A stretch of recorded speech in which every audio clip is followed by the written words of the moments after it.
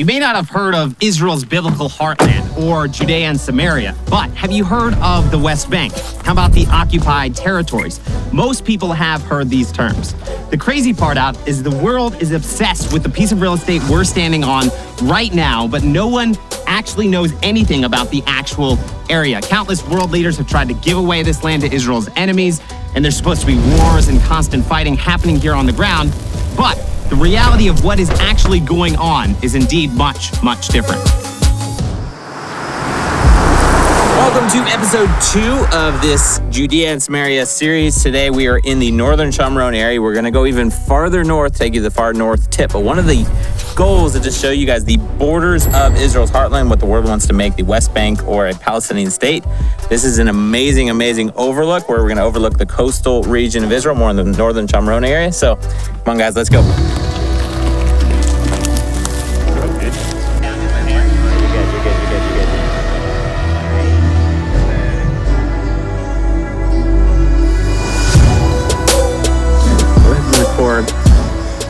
On the camera, you can see all the way out to the coast here. So from this point to the coastline, there's several small strips right in this area. Israel's shortest border, if this was created to be a terrorist state, then we would have 9 miles. So if you want to talk about, is that defensible? Nobody in the world would ever say that that's possible. That's crazy. You cannot defend a 9-mile strip. And that's also given that the 9 miles is in the lowlands, and we're sitting on the highlands overlooking it. From this vantage point that we're sitting now, this would be a very strategic point for any one of the terrorist organizations that thrive in this area. Jenin is just right here. We're also not in a really populated area. We're kind of in a hilltop in a little closed-in area that would be this is typical places from in Gaza where Hamas put their little rocket launching sites and launch out, except in Gaza you can't see what they're shooting at, and from here we can see right in front of us all the way into population centers. It's kind of a myth that Israel could actually provide security to prevent these rockets from being imported or built, because in Gaza, Israel actually has very tight control. It's a very small, demographically small area, and Israel has very tight control over what comes in and out.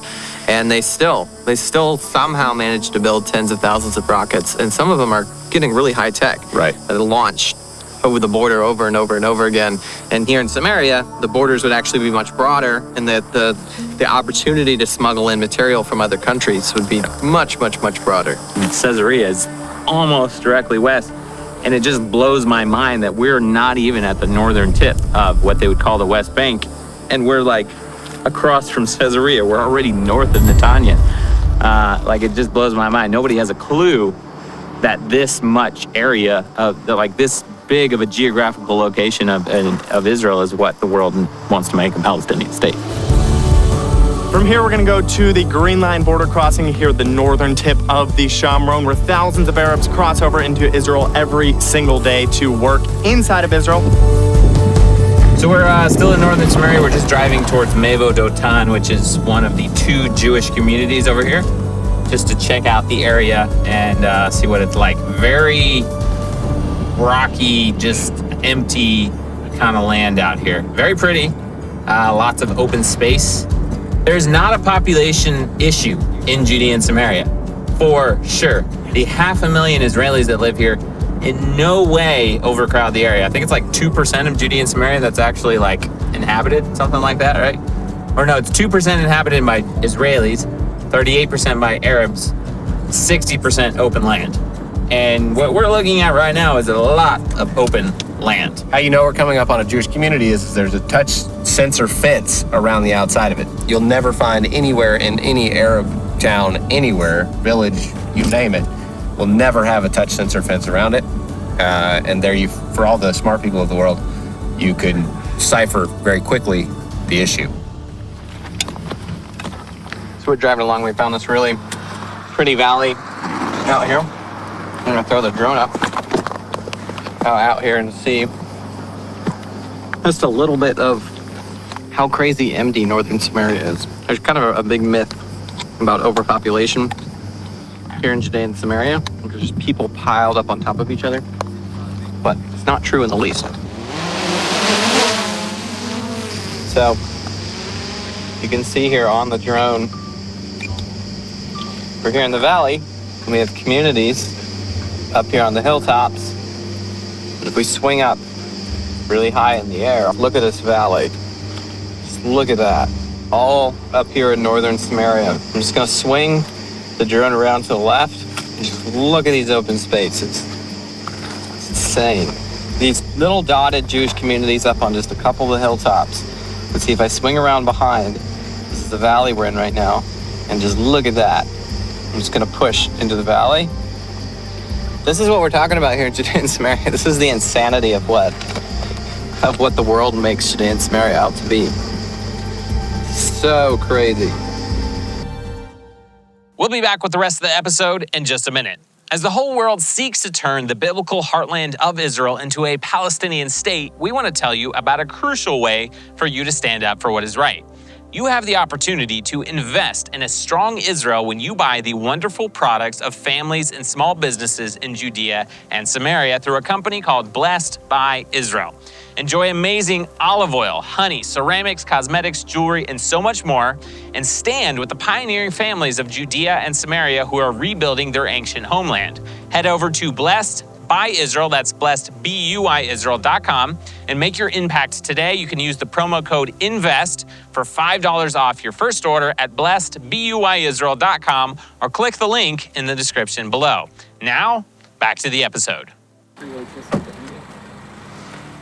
All right, this is kind of crazy here. This is a big bust because most people don't know that the Arabs living in Judea and Samaria, hey, look at all these cars. What in the world are they all doing here? Well, we're on the border. This is the border between West Bank, so-called, and Israel proper. All of these Arabs, none of them have citizenship in Israel, but they're all working in Israel because they can get 10 times the money working over there as opposed to working over here. The stats, they say there's around 150,000 Palestinians that work, living in Judea and Samaria and in Gaza, that work inside of Israel, so across the Green Line in Israeli cities. And there's somewhere between like 23 to 34,000 Palestinians that work inside of Area C, which is the Israeli settlements inside of Judea and Samaria. So obviously there's a lot of Palestinians, 100, 170, 180,000 Palestinians at least, that are working for Israelis, for Jews, because they can make way more money than they can inside of their own towns and the cities in Gaza. They're making very, very low wages in all these West Bank areas. So here's the point. So if they make more money in Israel proper, that's because, hey, Israel proper, there's Jewish sovereignty there. So another note for you, how about Jewish sovereignty here? And how about let's just stop making them, look, they're all, many thousands are working on the other side anyway.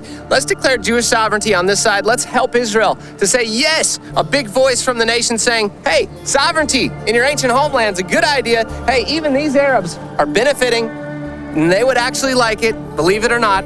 They would like to work, and they would love a sovereign Israel to bring the prosperity that's on that side to this side. Guys, another big one. You can't escape. What we're seeing here in this incredibly massive parking lot is that the Arabs themselves actually are appreciating the affluence, the prosperity that's going on in the Jewish community, and they want it. And matter of fact, they would actually appreciate it here.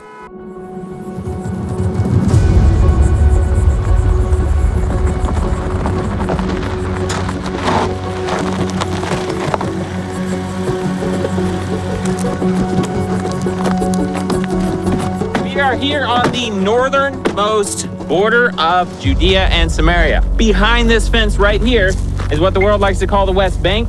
We are at the northernmost tip point of Judea and Samaria. I wanted to show you guys this because it's mind-blowing. Our minds were blown, even though we're here all the time and this is what we do. From here, the northernmost part of Samaria, it's only 13 miles to Bet Shean. If you've been on a tour to Israel, you've probably been there. It's only 23 miles to the Sea of Galilee, 39 miles to Israel's Lebanon border, which is straight north from here, 42 miles to Tel Aviv right over here.